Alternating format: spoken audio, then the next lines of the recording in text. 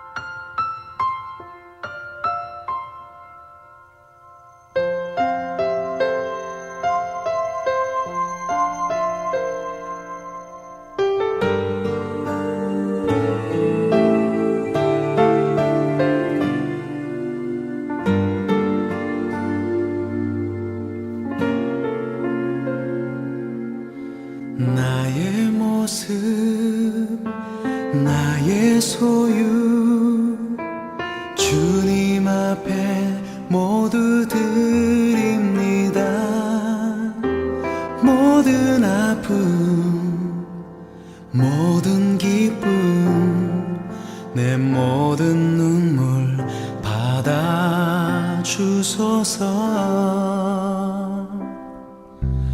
나의 생명을 드리니 주 영광 위하여 사용하옵소서. 내가 사는 날 동안에 주를 찬양하며 기쁨의 제물 되리. 나를 받아주소서.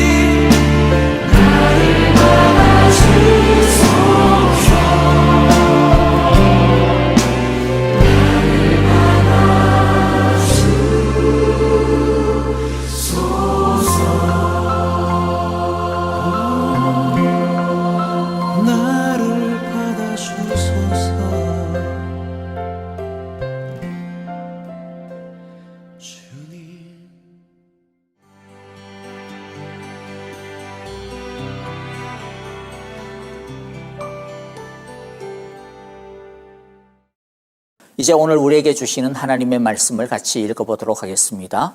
오늘 말씀은요, 출애굽기 21장 1절부터 11절까지의 말씀입니다. 1절을 제가 먼저 읽고요, 한 절씩 교독하겠습니다. 내가 백성 앞에서 공포하여야 할 법규는 다음과 같다. 너희가 히브리 종을 사면 그는 여섯 해 동안 종살이를 해야 하고 7해가 되면 아무런 몸값을 내지 않고서도 자유의 몸이 된다. 그가 혼자 종이 되어 들어왔으면 혼자 나가고 아내를 데리고 종으로 들어왔으면 아내를 데리고 나간다. 그러나 그의 주인이 그에게 아내를 주어서 그 아내가 아들이나 딸을 낳았으면 그 아내와 아이들은 주인의 것이므로 그는 혼자 나간다. 그러나 그 종이 나는 나의 주인과 나의 처자를 사랑하므로 혼자 자유를 얻어나가지 않겠다 하고 선언하면 주인은 그를 하나님 앞으로 데리고 가서 그의 귀를 문이나 문설주에 대고 송곳으로 뚫는다. 그러면 그는 영원히 주인의 종이 된다. 남의 딸을 종으로 샀을 경우에는 남종을 내보내듯이 그렇게 내보내지는 못한다. 주인이 아내로 삼으려고 그 여자를 샀으나 그 여자가 마음에 들지 않으면 그는 그 여자에게 몸값을 얹어서 그 여자의 아버지에게 되돌려 보내야 한다. 그가 그 여자를 속인 것이므로 그 여자를 외국 사람에게 팔아서는 안 된다. 그가 그 여종을 자기의 아들에게 주려고 샀으면 그는 그 여자를 딸처럼 대접하여야 한다. 한 아내가 아내를 두고 또 다른 아내를 맞아들였을 때에 그는 그 첫 아내에게 먹을 것과 입을 것을 줄여서 주거나 그 아내와 부부 관계를 끊어서는 안 된다. 그가 그의 첫 여자에게 이 세 가지 의무를 다하지 않으려거든 그 여자를 자유롭게 풀어주고 아무런 몸값도 받지 않아야 한다. 아멘. 오늘 본문을 통하여서 하나님은 우리가 이웃을 어떻게 사랑할 것인가 라고 하는 것을 굉장히 센 자신의 어떤 손해와 희생을 감수하고서라도 사랑해야 된다라고 하는 한 가지 예를 갖다가 우리에게 들어서 가르쳐 주시고 있습니다. 그러니까 오늘 본문의 핵심은 뭐라고요? 이웃을 어떻게 사랑할 것이냐 라고 하는 큰 방향을 보여주실 텐데 두 가지로 우리들이 좀 요약을 해서 함께 보려고 합니다. 자, 오늘 본문은 흔히 면제년에 대한 규정입니다. 자, 면제년이라고 하는 것은 뭐냐면 2절에 나오는 것처럼 같은 히브리 동족을 종으로 삼았을 때에 7년째 되는 해에는 무조건 해방을 시켜줘야 된다. 그래서 하나님은 오늘 이 면제년을 통하여서 하나님은 우리가 어떻게 이웃을 사랑해야 되는지에 대해서 두 가지의 원리를 우리에게 가르쳐 주고 있습니다. 첫 번째는 뭐냐? 하나님은 우리가 이 세상의 불완전함 그리고 그로 인해서 어려움을 당하는 이웃에 대해서 긍휼히 여기고 또 공동체적인 책임을 함께 감당해야 한다라고 명령하고 있습니다. 2절에 보면 어떤 사람이 종살이 하게 된 것을 이야기하고 있습니다. 이 사람이 왜 종살이를 하게 되었을까요? 많은 이유가 있을 것입니다. 게을러서 그럴 수도 있고 아니면 어떤 잘못을 저질러서 또는 아니면 빚을 못 갚았어 그럴 수도 있겠죠.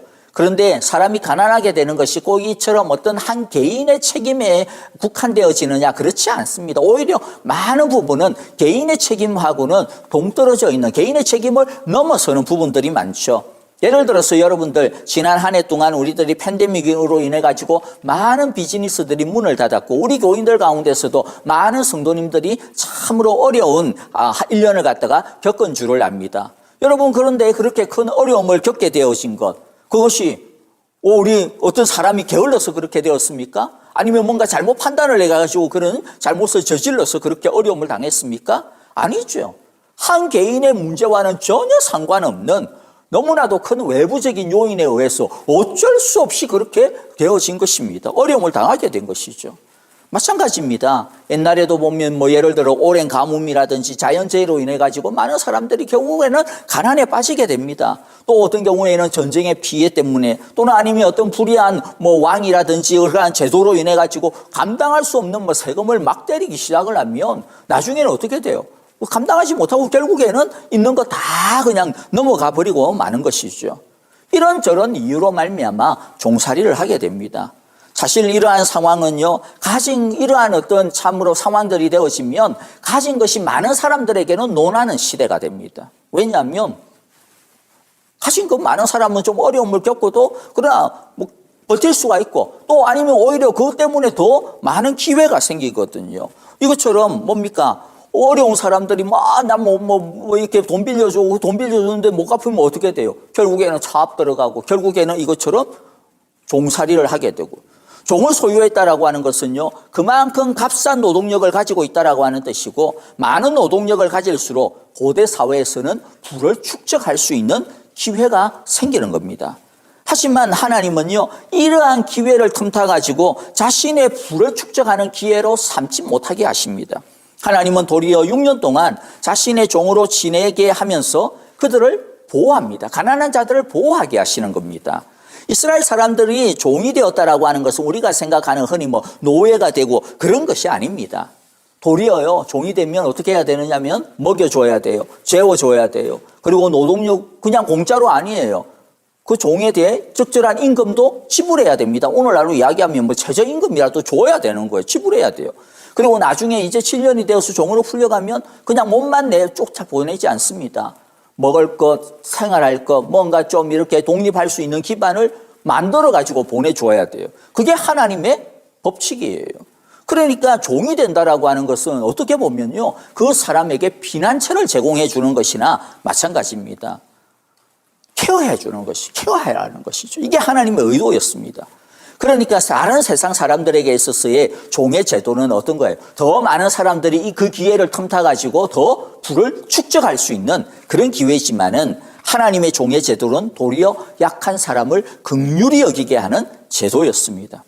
죄로 인하여서 불완전해질 수밖에 없는 이 세상, 그래가지고 어쩔 수 없이 종으로 전락할 수밖에 없는 그러한 사람들, 아니면 뭐 자신의 어떤 게으름으로 인해가지고 뭐 그랬다 하더라도 그런 것 보지 말고 그들의 어려움을 대신 책임져 주고 그들의 힘듦을 보듬어 주고 그리고 다시 일어설 수 있도록 책임을 져주는 것이 바로 하나님의 종의 제도였던 것이죠. 하나님은 약한 자들에게 대해서 막 그 사람들로 하여금 뭐 네가 못나서 그렇지, 네가 게을러서 그렇지, 뭐 네가 잘못해서 그런 거 아니야. 그런데 뭐 누가 누구를 탓해? 뭐 누구한테 뭐라고 그렇게 타박하는 것으로 끝내지 못하게 하였습니다. 우리는 사실 뭐 누구 탓이냐, 뭐 네 탓이냐 이런 것으로 시간을 보낼 때가 많이 있지 않습니까? 그러나 하나님은 그런 탓하기 전에 그냥 품으라고 말씀합니다. 판단하기보다는 긍휼의 마음을 가지고 그들을 불쌍히 여기라고 말씀합니다. 이해 득실을 따지기보다는 내가 죄를 품었다가는 뭐 나중에 뭐 내가 이거부터 주고 나중에 또 재산 뭐 조금이라도 뭐라도 이렇게 퇴직금도 줘야 되고 이거 오히려 손해인데 그렇게 하지 말고 은혜를 베풀라라고 말씀하고 있는 것이죠. 여러분, 그러므로 하나님께서 세우신 이 긍휼의 종의 제도의 원리, 정말로 은혜의 종의 제도의 이 원리, 이 마음 가운데 있는 이 하나님의 마음처럼 우리들이 어려운 형제들을 보면요, 뭐 다른 거 다 떠났어. 뭐 제가 왜 저랬네, 뭐 제가 봐봐라, 뭐 옛날에 뭐 그러더니 꼴 좋네, 뭐 그렇게 뭐 내가 하지 말라고 그랬는데, 여러분들 그런 뭐 너무 그렇게 판단하지 말고 다른 거 다 떠나서 어떻게 해요? 긍휼의 마음을 먼저 품는 것이 바로 우리가 해야 되는 사랑의 원리다라는 것입니다.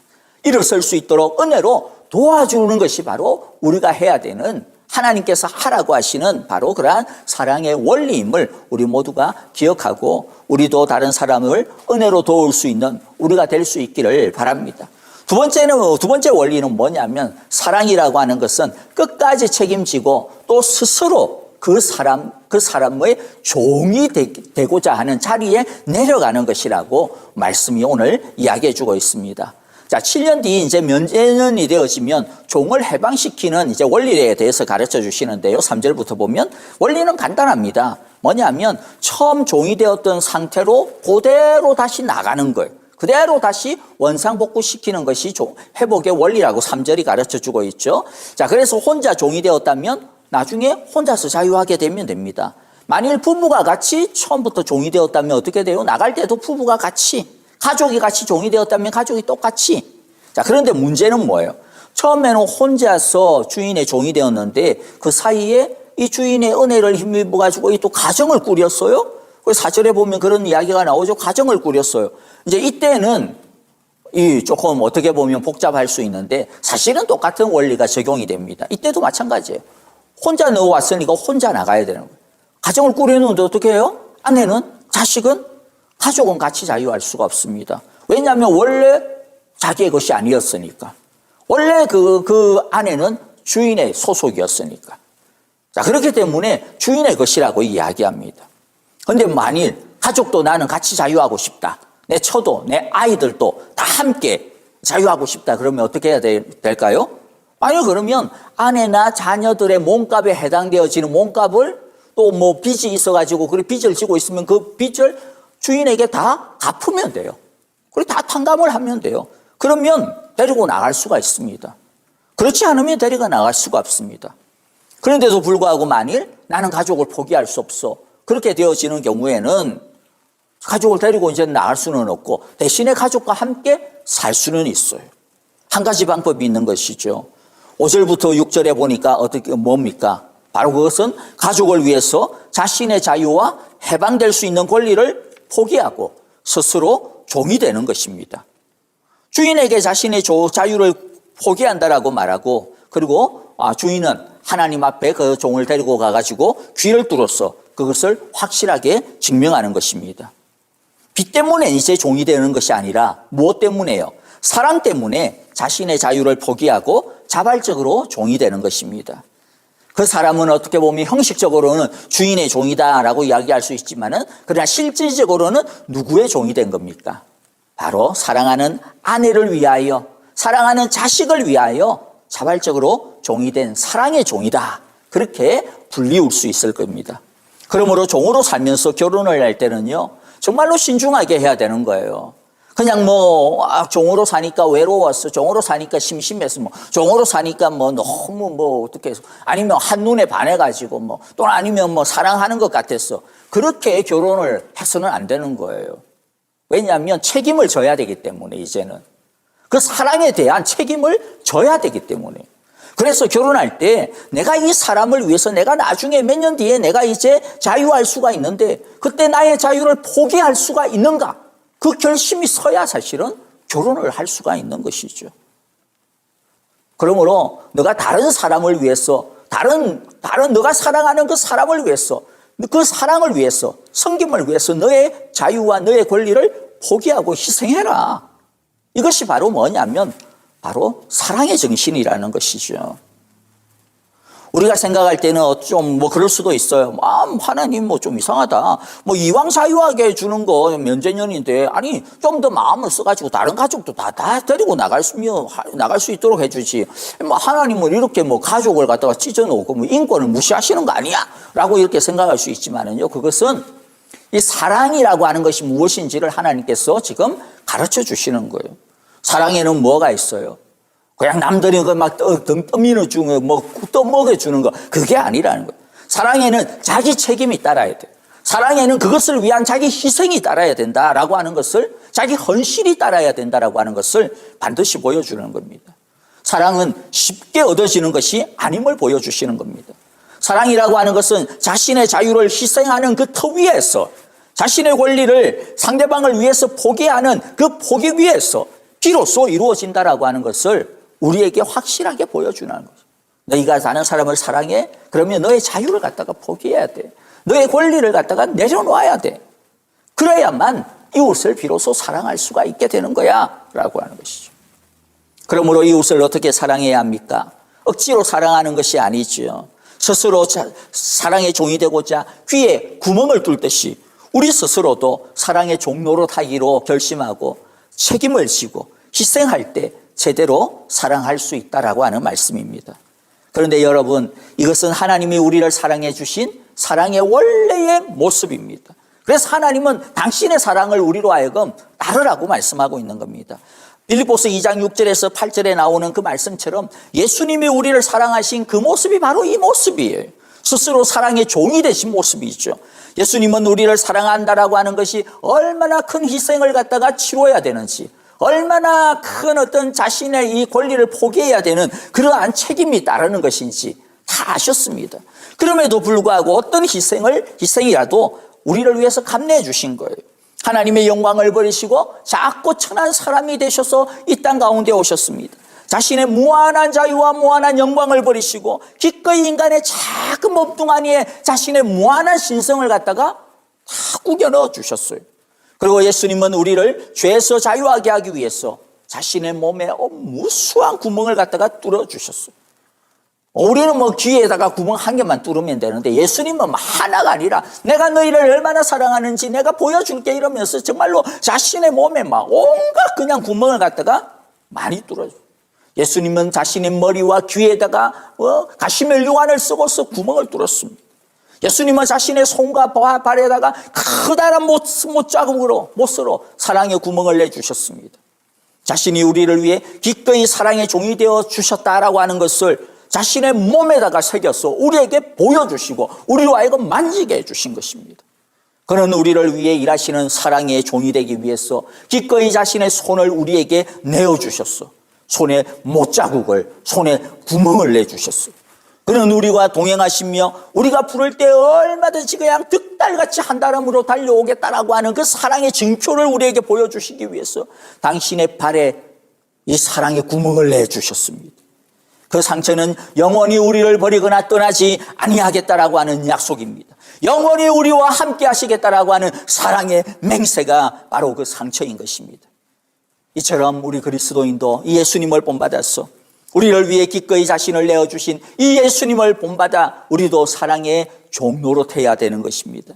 우리가 비록 죄에서 자유함을 받은 온전한 자유인이지만은 그러나 그리스도인은 자신의 그 자유를 자기를 위해서 사용하지 아니한다라고 말씀하고 있습니다. 우리도 예수님처럼 우리 스스로를 다른 형제자매들을 위하여 귀를 뚫는 존재들이라고 주님께서는 말씀하고 있습니다. 의의 종로로서 하고 있다라고 말씀합니다.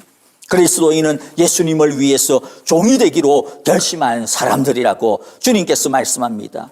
베드로에게 예수님께서 요한복음 21장 18절에 뭐라고 말씀합니까? 내가 진정으로 너에게 말한다. 내가 젊어서는 스스로 띠를 띠고 내가 가고 싶은 곳을 다녔으나 내가 늙어서는 이제 남들이 내 팔을 벌릴 것이고 너를 묶어서 내가 바라지 않는 곳으로 너를 끌고 갈 것이다. 여기서 젊어서 늙어서라고 하는 것은 베드로의 신체적인 나이를 이야기하는 것이기도 합니다만 그러나 또 더불어서 영적인 성숙도를 이야기합니다. 영적으로 어렸을 때는 막 자기가 하고 싶은 대로 자기 혈기대로 막 하죠.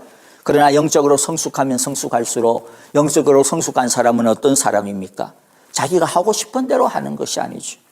자신을 갖다 다 예수님 십자가에 못 박힌 것처럼 다 내어놓습니다.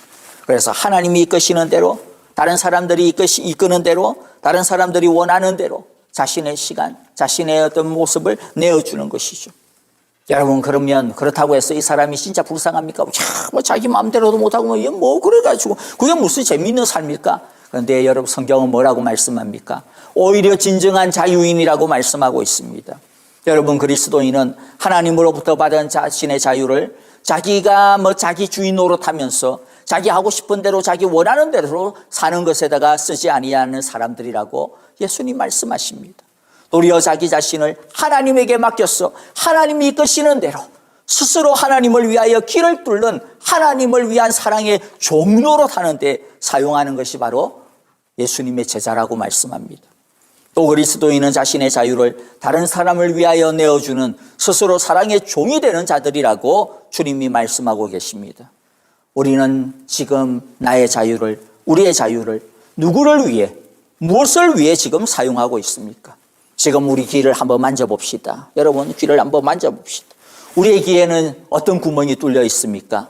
하나님을 위하여 사랑의 종이 되었다라고 하는 그러한 구멍이 뚫려 있습니까? 이웃을 위하여 사랑의 종이 되었다라고 하는 그러한 사랑의 표식이 뚫려 있습니까? 아니면 나 자신을 위하여 나를 위한 사랑의 구멍만이 지금 뚫려 있습니까? 오늘 이 시간 우리 자신의 이 귀를 잘 점검하여서 우리의 귀에 어떠한 사랑의 구멍이 뚫려 있는지를 점검할 수 있는 귀한 시간들이 되어지기를 바랍니다. 자, 그리고 이제 7절부터를 보면요. 이제 보면 여자가 종이 될 때의 규정이 나오는데 이 말씀도 사실 동일한 맥락에서 말씀하고 있는 것입니다. 이 말씀도 사랑에 대한 책임에 대해서 우리에게 말씀해 주고 있어요. 자, 여자종에 대한 규정들은 좀 어떤 특수한 어떤 경우를 하나의 예를 갖다가 지금 듭니다. 그래서 주목할 만한 단어는 뭐냐면 샀다라고 하는 단어입니다. 7절에 보면 남의 딸을 종으로 샀을 경우에는 8절에서도 주인이 아내를 삼으려고 그 여자를 샀으나 9절에서도 그가 그 여종을 자기의 아들에게 주려고 샀으면, 그래서 여기서 샀다라고 하는 것은 무엇을 위해서 샀느냐면 그 어떤 여자를 자기 아내로 삼기 위해서, 며느리로 삼기 위해서, 또 때로는 뭐 옛날에는 이제 첩 제도가 있었으니까 첩으로 삼기 위해서 종으로 사는 경우를 이야기합니다. 근데 하나님은요, 이 경우에 이 남자가 처음에는 막 하다가 뭐 좀 지나다가 막 변심해가지고 뭐 싫어 이렇게 절대로 못하게 했어요. 그 요정을 그래서 이 남자의 변심에 의해 가지고 마음대로 처분하지 못하도록 못을 그냥 꽉 박아버리십니다. 만일 자기의 마음이 바뀌었다면 어떻게 해야 돼요? 여자를 부끄럽게 하고 여자에게 피해를 입힌 것이기 때문에 몸값에다가 피해 보상금까지 얹어가지고 자유하게 해줘야 돼요. 며느리로 삼았다면 종이라고 함부로 해서는 안 되고 9절에 보니까 어떻게 해요? 딸처럼 대해야 된다 이야기하죠. 10절에 보니까 설령 마음이 바뀌어가지고 다른 여자를 이제 뭐 자기의 이제 후처로 맞이했다. 근데 원래 부인 이제 뭐 좀 마음이 안 돼, 사랑이 식었어. 그렇다고 해가지고 뭐 그다음에 이제 종으로 이렇게 부인으로 삼았으니까 뭐 굉장히 막 멸시하거나 괄시하거나 천대하거나 핍박해서는 안 된다라는 거죠. 여전히 동등한 아내로서 자존감의 상처를 줘서는 안 된다라는 거예요. 똑같은 아내로 사랑해 줘야 된다라고 분명하게 명령하십니다. 한마디로 말하면 뭐예요? 상황이 달라졌다라고 해가지고 마음이 달라지고 내 지금 어떤 다른 어떤 이익이 더 생겼다라고 해가지고 자신의 책임을 져버리면 절대로 안 된다라는 것이죠. 사랑이라고 하는 것은 뭐예요? 이웃을 사랑하는 데 있어서 중요한 원리가 뭡니까? 책임을 다하라는 겁니다. 너에게 어떠한 희생이 있다 하더라도 그 책임을 다하라고 말씀하고 있는 겁니다. 자기 마음에 안 들고 자기 성에 차지 아니하고 자기가 하고 싶은 것이 따로 있다 할지라도, 그러나 다른 사람을 사랑하는 것은 자기 마음을 넘어서, 그렇죠? 책임을 다하는 것이라는 거죠. 헌신이라는 것입니다. 자기가 하고 싶은 대로 다 살지 아니하고 책임을 위하여 자기 스스로를 사랑의 줄, 이 사랑의 이 한계에다가 딱 묶어두는 것, 이 희생이 진짜 사랑의 원리라고 말씀하고 있는 것입니다. 말씀을 마무리하겠습니다. 오늘 본문을 통하여서 하나님께서 우리에게 말씀하고 계신 것이 무엇입니까? 우리가 어떻게 이웃을 사랑할 것인가 라고 하는 원리를 가르쳐주고 있는 것입니다. 그래서 그 원리를 가르쳐주기 위해서 사람들이 제일 싫어하는 건 뭐예요? 내 거 손해나는 거 제일 싫어하잖아요. 그래서 당시에 있어서 제일 큰 재산 중에 하나인 이 종의 이 제도를 가지고, 면제년의 원리를 가지고 하기 어려운 상황을 하나의 예를 가지고 우리에게, 그러나 너희들을 이렇게 사랑해야 돼, 이렇게 사랑해야 되는 거야, 가르쳐 주십니다. 우리는 서로의 자유를 위해서, 서로의 평안과 안정을 위해서 사랑하고 섬겨야 한다라고 말씀하고 있습니다. 불의하고 불안정한 세상 속에서 개인의 탓이든 아니면 다른 어떤 탓이든 어떤 사람이 시련과 고통 가운데 있다면 그 사람을 외면하지 말고 그 사람의 잘못이 뭐냐 그걸 따지면서 오히려 그 사람의 어떤 마음을 갖다 더 후벼 팔지 말고 오히려 긍휼히 여기는 마음, 불쌍히 여겨주는 마음, 품어주는 마음, 그리고 그들이 다시 자유할 수 있도록, 일어설 수 있도록 보살펴주는 것이 바로 사랑의 원리라고 말씀하고 있습니다. 그리고 하나님께서 우리에게 가르쳐 주시는 이웃 사랑의 원리는 무엇입니까? 자신의 자유와 자신의 권리를 스스로 이웃을 위해서 예수님처럼 종이 되는 책임과 희생으로 사용하라고 말씀하고 있습니다. 그렇게 남을 위해서 스스로의 자유와 권리를 내려놓을 때에 하나님은 도리어 우리에게 더 큰 자유를 주신다고 말씀합니다. 오히려 우리가 손해봤는데 아니라고 말씀합니다. 너희는 더욱더 풍성하여지게 될 것이라고 말씀합니다. 그래서 예수님은 8개의 복 중에서 온유의 복을 이렇게 이야기하죠. 온유한 자는 복이 있나니 땅을 기업으로 받을 것이다. 온유한 자가 어떤 사람입니까? 자신의 권리를 스스로 주장하지 않는 사람입니다. 남을 위해서 자신의 자유를 내려놓고 예수님처럼 다른 사람을 위해서 기꺼이 자신의 귀에 사랑의 구멍을 내어주는 사람이 온유한 사람이에요. 예수님께서는 바로 그렇게 기꺼이 내려놓는 사람, 기꺼이 손해를 감수하는 그 사람에게 오히려 하나님께서는 더 풍성한 땅을 기업으로 주실 것이라고 약속하고 있습니다. 사도 바울은 자기 안에 사는 분이 예수님이기 때문에 자기는 예수님을 따라서 자신을 내려놓는다, 자신을 갖다가 죽음의 자리에 기꺼이 드린다라고 이야기합니다. 자기가 하고 싶은 대로 살지 아니하고 빌립보 교인들의 유익이 무엇인지에 따라서 빌립보 교인들에게 유익이면 내가 살아도 좋고 빌립보 교인들의 위한 유익이라면 내가 이 감옥에 갇혀가지고 죽어도 좋다, 그렇게 말씀을 하고 있어요. 자신의 자유를 갖다가 빌립보 교인들의 그 유익을 위해서, 이익을 위해서 그들을 위한 사랑에다가 맡긴다라고 이야기합니다. 그러나 바울은 또 고백을 하죠. 자신이 다른 사람을 위해 죽을 때, 다른 사람을 위해 내려놓을 때, 포기할 때에, 그러나 그때가 오히려 더욱더 유익하며 그때 오히려 더 살아나며 그때 오히려 더욱더 풍성하게 얻게 될 것이라고 담대하게 고백하고 있습니다. 왜입니까? 바로 그것이 그리스도 안에 사는 삶이기 때문입니다. 그것이 바로 그리스도를 닮는 삶이요, 그것이 바로 주님께서 인정하시고 기뻐하시고 축복하시는 거룩한 삶이기 때문입니다. 저와 여러분들, 예수님께서 우리를 위해 손과 발에 못 박히신 사랑의 종이 되어 주셨듯이 우리 모두도 예수님을 본받아 쉽지는 않죠. 참 힘듭니다. 그러나 하나님을 위하여, 이웃을 위하여 사랑의 종이 되기를, 이 시간 우리의 귀에다가 사랑의 이 구멍을 뚫는 이러한 시간이 되어지기를 다시 한 번 더 다짐하고 헌신하는 기도의 시간이 다 되어지기를 간절히 바라고 축복합니다. 우리 함께 기도하겠습니다. 하나님 아버지 감사합니다. 오늘 말씀을 통하여서 우리로 하여금 이웃사랑의 원리를 깨우쳐 주시니 감사합니다. 하나님 아버지, 참으로 우리 모두에게 무엇보다도 긍휼히 여기는 마음, 불쌍히 여기는 마음, 아픔을 함께 나누는 마음을 우리에게 허락하여 주시옵소서.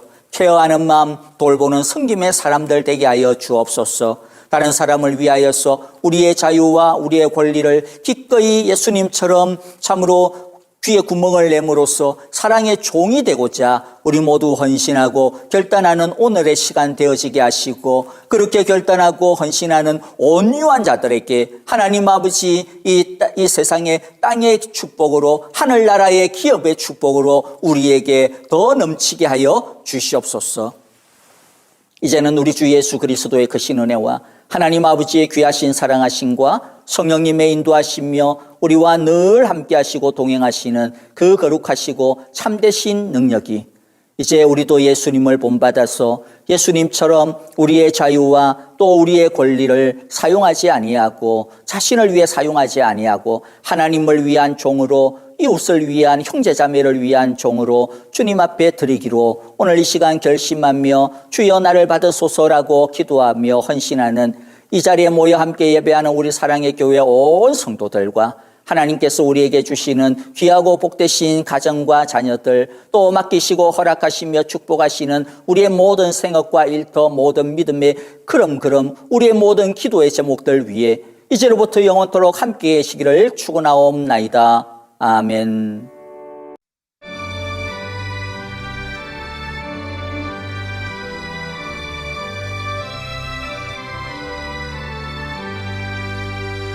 내 주의 나라와 주 계신 성전과 피 흘려 사신 교회를 늘 사랑합니다.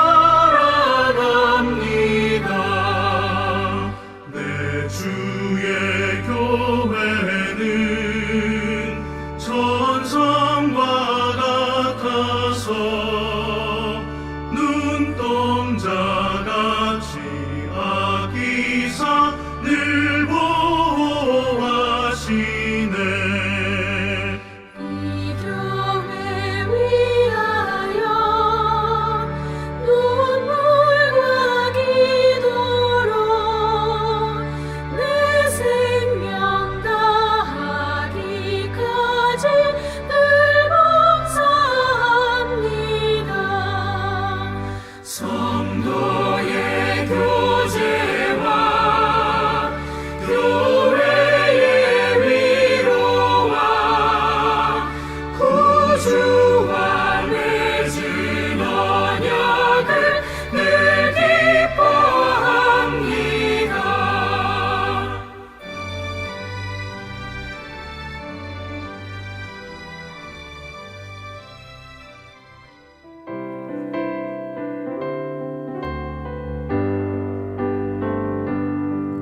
지금 우리는 마음을 합하여 진정으로 예배할 때니 모이자 하나 되자. 우리가 갈 길이라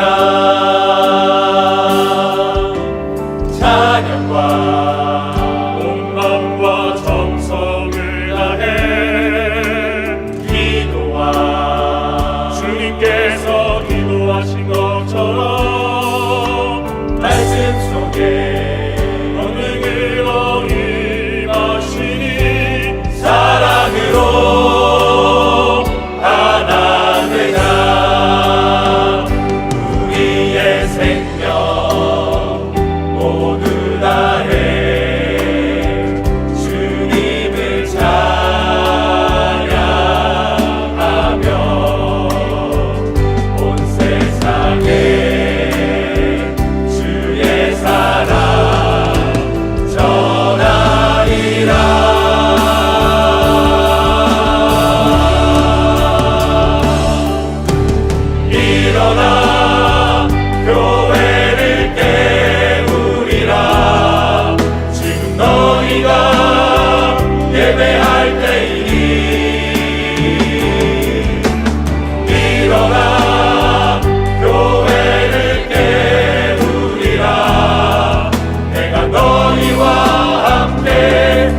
하리라. 지금 우리가 하나님을 의지하고 담대히 나갈 때이니 모이자 하나 되자. 주님이 지키시리라. 찬양과 온망과 정성을 다해 기도와 주님께서 기도하신 것처럼 말씀 속에 권능으로 임하시니 사랑으로 하나 되자. 우리의 생명 모두 다해 주님을 찬양하며 온 세상에 주의 사랑 전하리라.